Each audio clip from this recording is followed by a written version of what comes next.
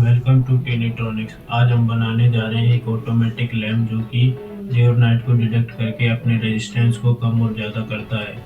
जब एलडीआर पर लाइट पड़ती है रेजिस्टेंस कम होता है, एलईडी ऑफ हो जाती है।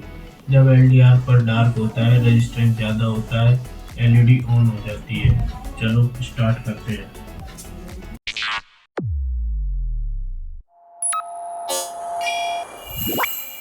ये कंपोनेंट है, इनकी हेल्प से हम सर्किट बनाएंगे। इसके बाद सर्किट डायग्राम। चलो सर्किट बनाते हैं।